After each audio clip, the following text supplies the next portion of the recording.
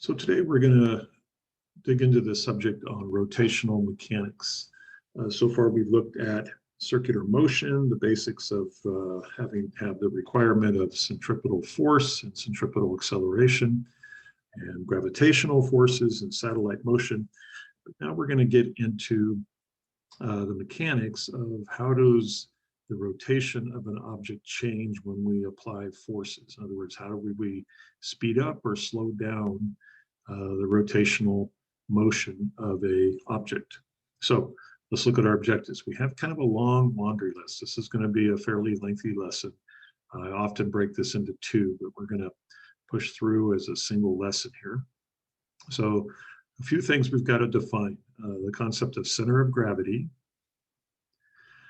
torque, and how it is similar but also different from force. And then this condition of having what we call balanced torque. And we'll look at some examples and solve some problems with that. Then we're going to introduce a concept very important for circular motion called the moment of inertia. And what are the factors that determine it? And then we're going to make a connection here with Newton's second law of motion and how does it apply for objects that are rotating. And we'll see that there are parallels, right, of all of really the motion equations and Newton's second law that we looked at back in the first semester with circular motion. We're going to define angular momentum in a similar way that we defined linear momentum. And what does it mean when angular momentum is conserved? All right, so let's dig in. So center of gravity, this is an important concept because it tells us for an object, particularly of irregular shape that might be moving through the air, what point will it rotate around if a force, a turning force is applied, and where on that object can we assume that gravity would act on it? So let's look at an example here, right? If we throw a baseball and spin it, it's basically going to have the center of that baseball follow along its elliptical path or projectile here. If we throw a baseball bat, now notice a baseball bat is an irregular shaped object. And as we throw that, we see it actually tends to rotate around a point where the red dot is, about a third of the way up from the end of the bat. So it turns out that the center of gravity is the point at which gravity acts, but also when the object is in a spinning motion, it's going to rotate. That'll be the axis of rotation for an object. So if it's symmetrical, like a baseball, then we get this nice, smooth rotation. But if we have something irregularly shaped like a baseball bat, it's going to have kind of a wobble to it as it rotates and flies through the air. So let's define this, right? The center of gravity is the point at the bat where we can assume all of its weight is concentrated and the point at which gravitational force would act on the bat. So here's the official definition: the point at the center of an object's weight distribution where the force of gravity can be considered to act. Now, if an object has uniform distribution of mass, uniform density, the center of gravity would basically be the geometric center of the object. So for example, if we had a rectangular with uniform mass, the center of gravity would be the geometric center. And we can find that often by putting diagonals and say, okay, right there in the middle, geometric center will be the center of gravity. Same thing would happen for a triangle shape. Turns out the center of gravity would be about a third of the height of the triangle. You can envision a cone, right, kind of like a traffic cone sitting on the ground. It turns out the center of gravity is about 1/4 up from the base of that. Okay. So this kind of makes sense. We could look at it and say, well, if the mass is uniform, then yes, about half of the mass or volume would be above the center of gravity point and half of it would be below it. Now, the center of gravity doesn't actually have to occur on the material or in the material itself. Let's take a few objects that have fairly complex shapes to them.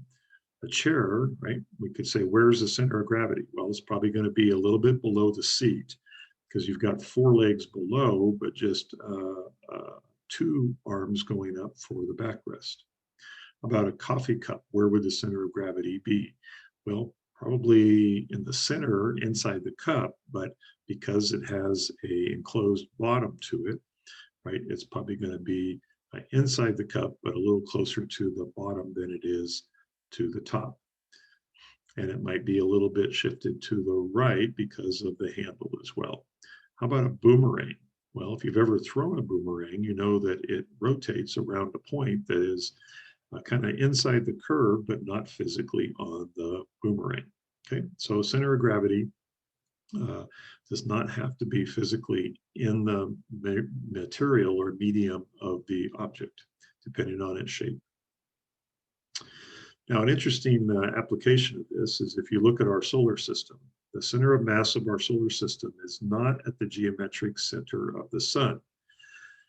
Let's think of it this way. If all the planets line up on one side, and that's not something that normally occurs, but if it were to, right, the center of the mass would be about 2 solar radii from the sun's center.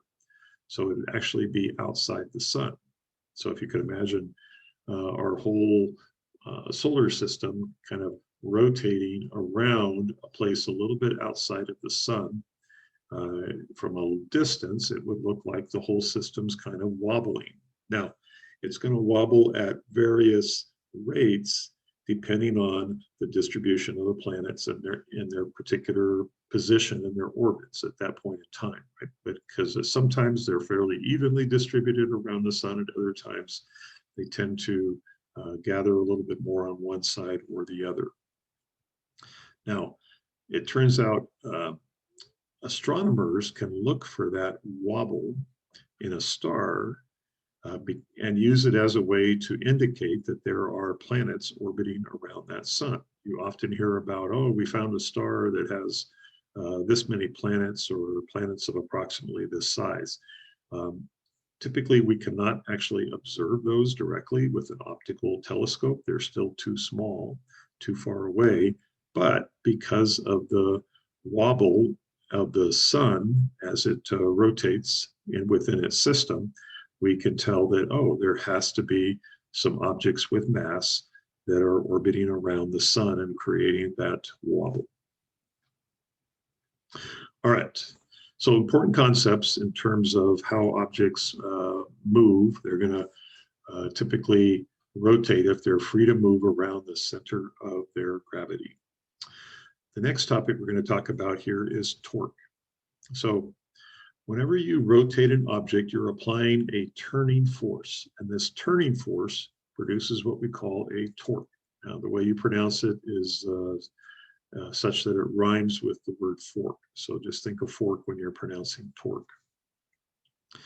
Now let's compare the two, right? We apply a force to make an object move or accelerate, typically in one direction, like linear motion.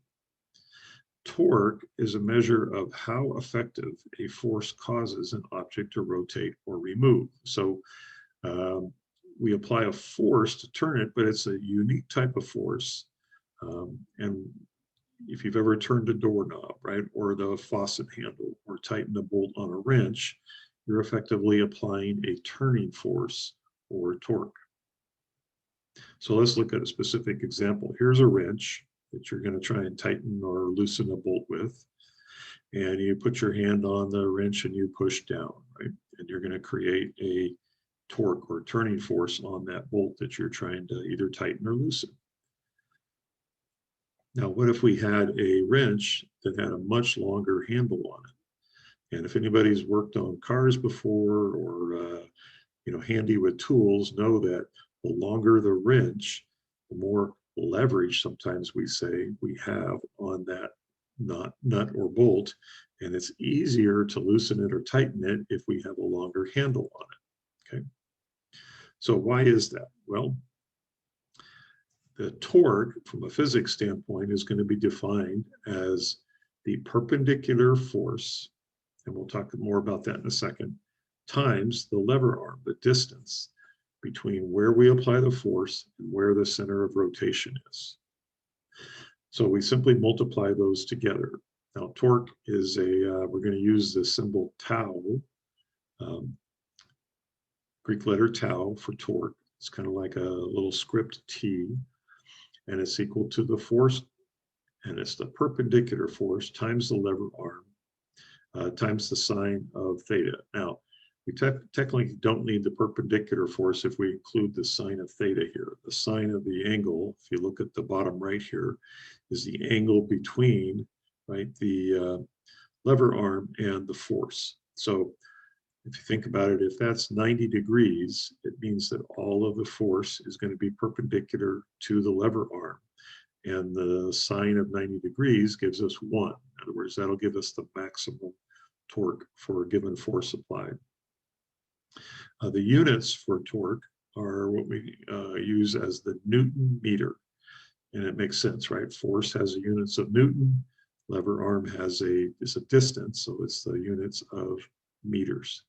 In the English system, we use foot-pounds as the expression for torque. So if you ever looked at a torque wrench, right, when you're working again on an automobile and they specify how tight to tighten a bolt, it'll either be in Newton meters or foot-pounds. Now, the distance from the turning axis to the point where the force applied is called the lever arm, or often it's just referred to as the radius.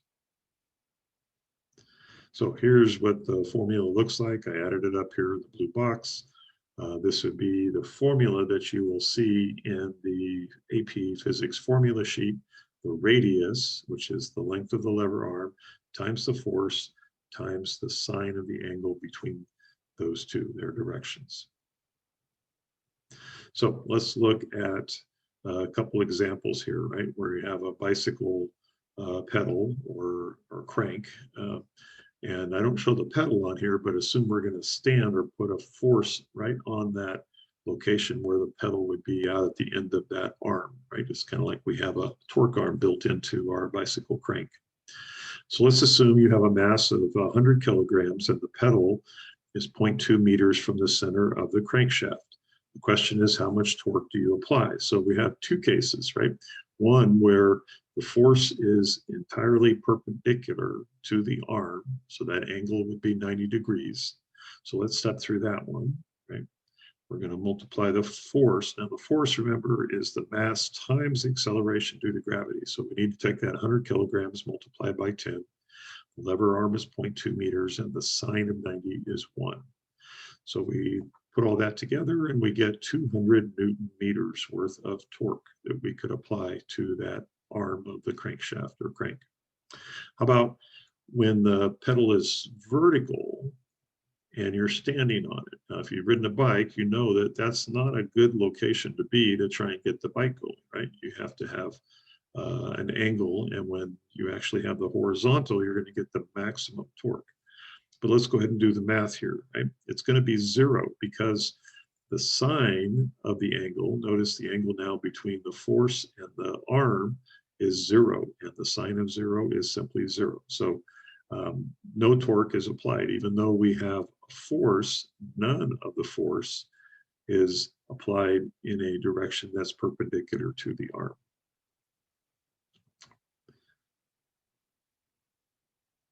All right, now that we've defined torque, let's take it one step further and talk about balanced torques. So a pair of torques can balance each other out. If you've ever played on a seesaw or teeter-totter, you know that. I don't think they allow these in playgrounds these days.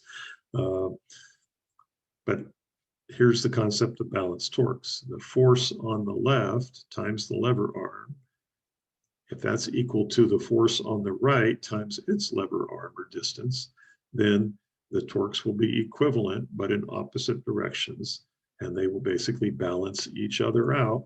And therefore, we're not going to create any rotational motion on that teeter-totter, or what we would refer to as angular acceleration. We'll talk about that more in a minute.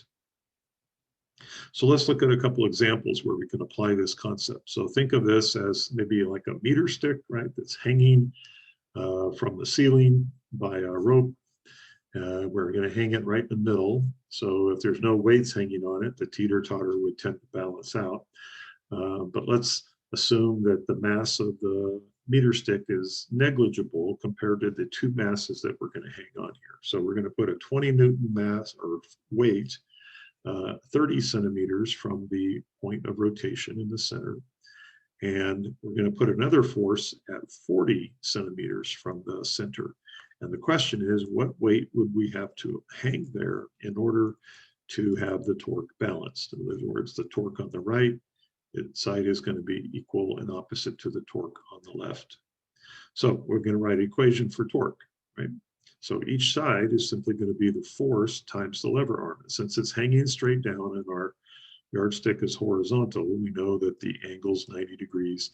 All of it will be in the perpendicular direction. So let's plug in the values we know. We don't know the force or weight of the first block, but we know its position, so 0.4 meters. On the other side, we know 20 newtons and 0.3 meters. So now we just do the math, right? We get, 6 Newton meters on the right side, and you divide that by 0.4, and we get 15 newtons. So if we placed a weight of 15 newtons at the location of F1, this would be balanced. All right, here's a little different way to ask the question. I have a known weight. Where would I hang it in order to balance the meter stick here? So again, we go through the equations. In this case, the length is the unknown we're solving for. And you can actually look at the equation already and anticipate, right, what that length would have to be. So if we solve for that, we're going to get 0.2 meters. So we would hang this weight at 20 centimeters from the center to balance out the torque from the opposite side.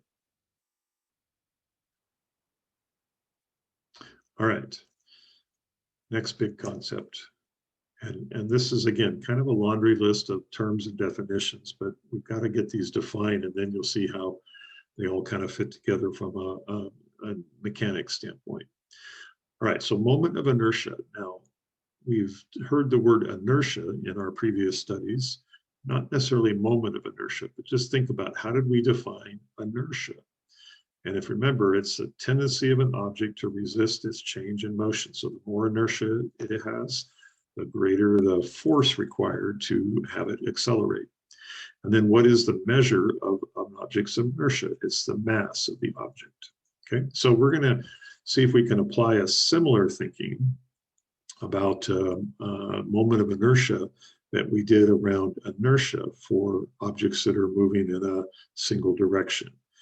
So it'll take us right back to Newton's second law of motion, right, where the acceleration is inversely proportional to the mass. So the greater the mass, the lower the acceleration for a given force. So what does this look like if we're now talking about circular motion rather than linear motion? Well, you can actually do this at home. If you've got a pencil and some pennies at home and some tape, you might try this and have a little fun with it. So you can just pause the video at this point and try it. But you're going to have 3 pencils, and you're going to take 4 pennies back to back and tape them at different locations on the pencil. So the first one, you're going to put 2 pennies at each end, then 2 pennies about equally dividing the pencil into thirds, and then put those 2 pennies right in the center. And then once you do that, you're going to use, just with the pencil in your finger, kind of wiggle it back and forth to get it to rotate, and try it with each one of those 3 pencils with their weights in different locations. And then which pencil has the greater resistance to torque in terms of you kind of rolling it or turning it back and forth in your fingers. Now, if you do this, what you're going to find, right, is the pencil that has the pennies at the far end is going to give you the greatest resistance. You're going to see that you'll feel it more in your fingers fighting it, and you might have to apply a little more force to get it to rotate back and forth. Let's look at a little different scenario. Take two of those pencils, the ones out at the ends and the one dividing it into thirds. And now we're going to rotate it around a different axis. It's going to be rotating basically along the axis where the lead goes through the pencil. So if you spin that, try that and see, is there a significant difference between the force needed or resistance to rotating around that axis? And the answer is they're the same. You're not going to feel really any significant difference to it. So what can we conclude here about an object's resistance to rotational motion, right? What is it that determines its resistance? Well, two things. The mass, right? We could add more pennies and it would have more resistance. But the other thing that's critical is the distance that the mass is from the axis of rotation. So how is that mass distributed within the object that you're trying to rotate? So let's go ahead and officially define moment of inertia. Okay, it's the resistance to rotation. And depending on the specific object and the shape and how the mass is distributed, the formula might look a little different. But we're going to start with the most simple case here, which is just a point mass. We can assume all the mass is concentrated at one point. That would be its center of gravity.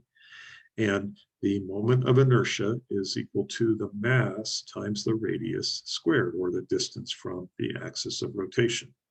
The units are just kilograms for mass and meters for radius, so kilogram meter squared. Now, that's for a point mass. For different other objects, in terms of how their mass is distributed, or where is the axis about which you're rotating it, the formulas are all a little bit different, okay? But what do you notice they all have in common? They all have the mass times the radius squared. They're always directly proportional to the mass. The more mass, the more moment of inertia, and the greater the distance is of the mass from the axis of rotation, the greater the moment of inertia, okay? Now, you're not going to be expected to memorize these. If you're given a problem where you have to calculate the moment of inertia of an object, this will be provided for you, okay?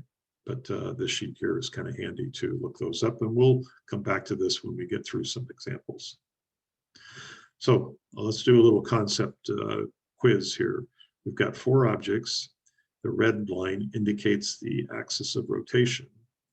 See if you can rank them from the greatest moment of inertia to the least moment of inertia. So remember, the key concept is they all have the same mass, right? They all have the same four balls here. Let's assume the balls are all uniform mass. But what is different? It's how the mass or the location of those balls is compared to the axis of rotation, the red line. So take a minute, see if you can put these in order from the greatest moment of inertia to the least. Okay, here we go.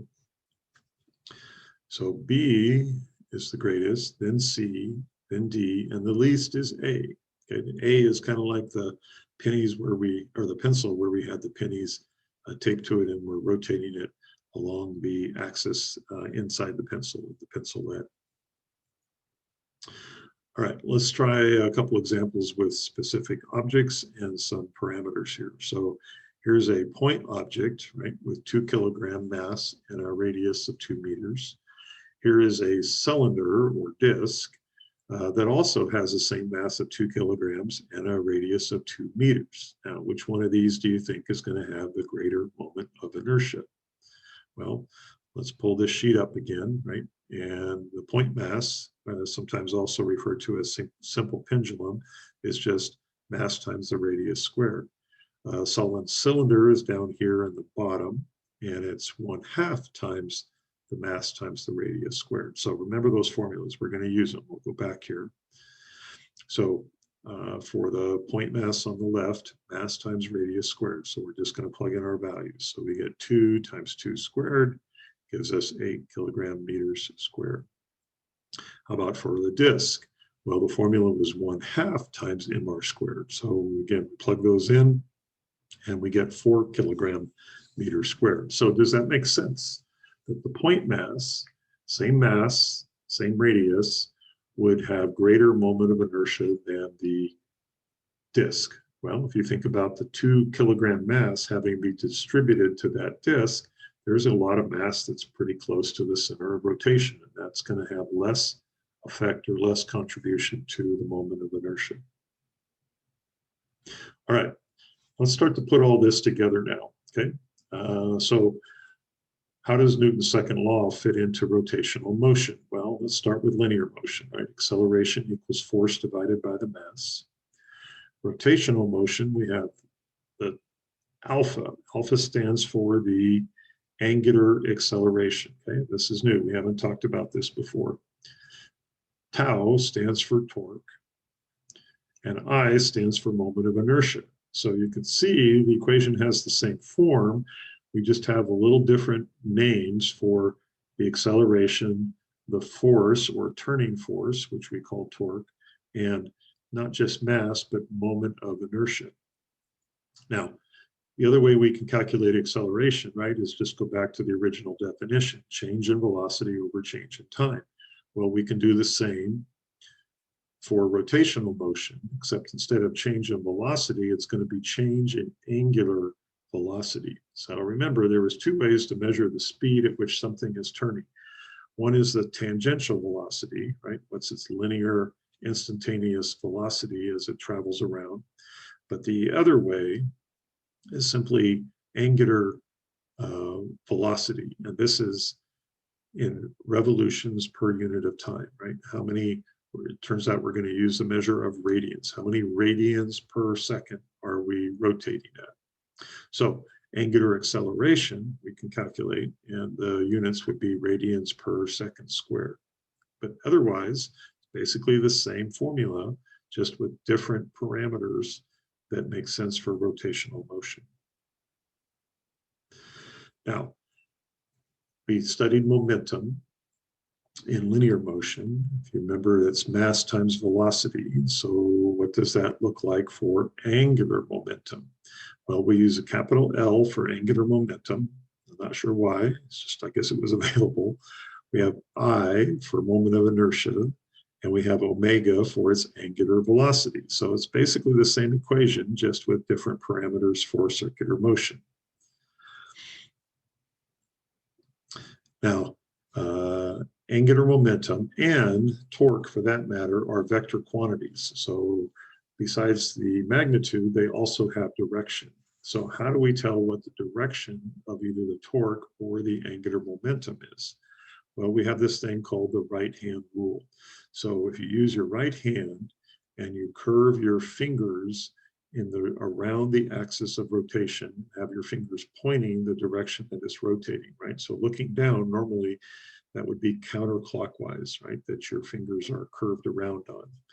And then your thumb is going to point in the direction of the vector, right? So even though it's rotating kind of in a horizontal plane or surface area, the torque is going to be perpendicular coming up out of that, or the angular momentum will be perpendicular and coming up out. So a little strange to think about. You got to think of it really in 3 dimensions here. Now, we can also apply this concept of the law of conservation of angular momentum. And it says basically the same thing. If no net external torque, right, torque instead of force, acts on an object, then its angular momentum does not change. So we could say the same thing. The angular momentum before has to be equal to the angular momentum afterwards.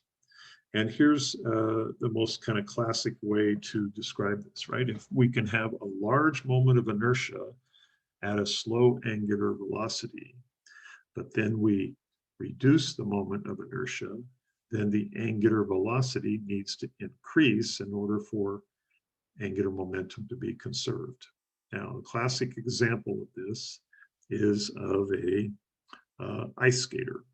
Now, I don't know if you've ever ice skated before, but when you watch them spin, right, in the Olympics for figure skating, all of them have a common technique. And when they first start to spin, they have their arms and at least one leg. Well, I guess it's just one leg because they got to stand on the other.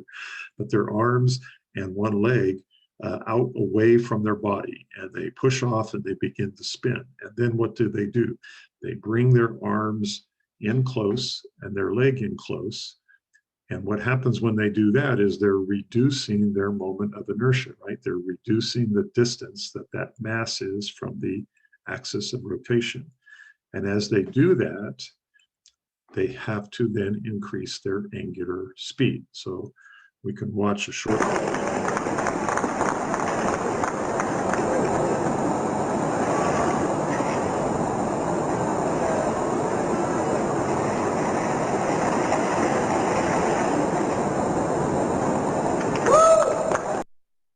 All right, so you noticed how she had her arms and one leg completely straight out when she began spinning, and then pulled that in.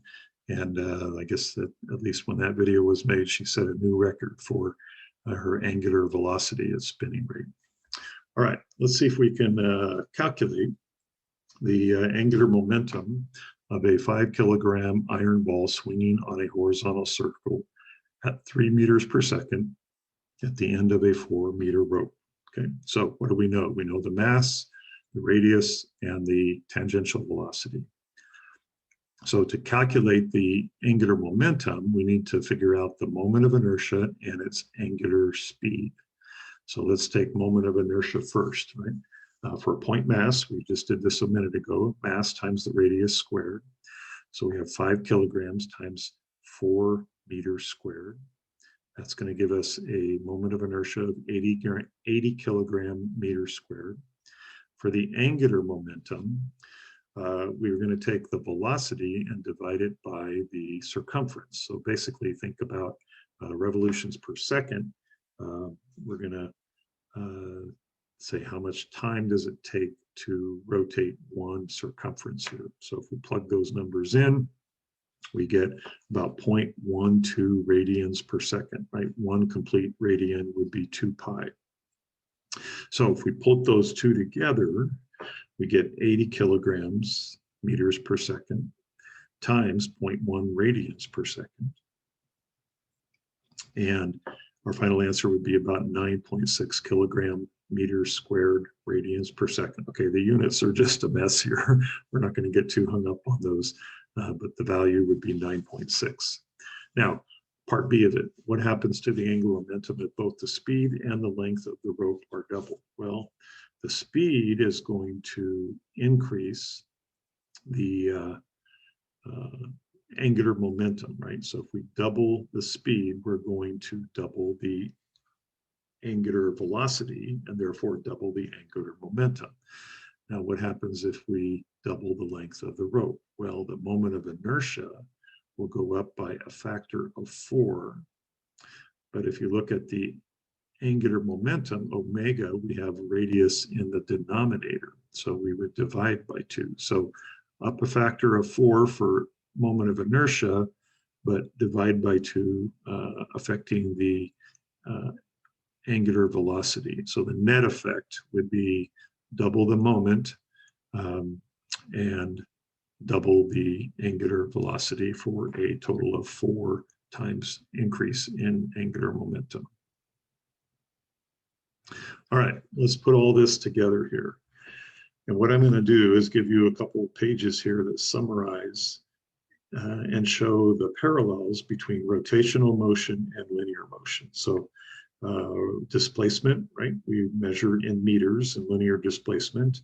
For rotational motion, it's angular displacement, right? We'll establish a reference point and then how many radians have we rotated from that starting point. Velocity is angular velocity. How many radians per second are we rotating? Acceleration is radians per second squared. Mass is going to be described as the moment of inertia.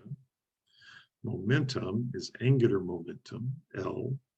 And we can also calculate kinetic energy for a rotating object, okay? It's going to be in joules, but we will get to the formulas here in just a second. But rotating objects also have kinetic energy. It's rotational kinetic energy. So here is a table that has all of the formula is summarized. So I'm going to save this as a separate PDF and post it in the Google Classroom. But hopefully the formulas on the left should be familiar, right? We spent a lot of time working with those in the first semester. And you can see they're basically all the same formulas, except instead of a linear displacement, it's angular displacement. Instead of linear velocity, it's angular velocity. Instead of linear acceleration, it's angular acceleration, etc. And Newton's second law still applies. Notice the kinetic energy equation, 1/2 mv squared for linear is 1/2 times the moment of inertia times the angular velocity squared. So exact same form, just different parameters that we apply for circular motion. All right, let's go through one final example here. A wheel on a unicycle starts from rest and increases its rotation speed to 1.5 revolutions per second in 6 seconds. So we want to find two things, the angular acceleration and the average torque applied if we're given the moment of inertia as being 5 kilogram meters squared. So let's start with A, angular acceleration. So remember, there's two ways we could calculate this, either torque divided by moment of inertia, but we don't know the torque yet, and we are given the moment of inertia. So we have to use the other way, which is just the classic definition of acceleration, but in this case, the change in angular speed divided by the time. Okay, so how can we plug in? Well, what's its angular distance? It says 1.5 revolutions per second in 6 seconds. So if we apply a factor of 2 pi, we can get now that expression in radians per second. So 2 pi times 1.5 will give us radians, right? One circumference is 2 radians, and then a time of 6 seconds that it took us to get up to that speed. So we multiply the numerator together and then simplify. That works out to be about 1.57 radians per second squared as our angular acceleration. So what does that mean? It means every second we're going to increase the angular velocity by 1.57 radians per second. Now, how about finding the torque? Right? So here we're going to use Newton's second law. We know the angular acceleration. We know the moment of inertia. We can solve for the torque.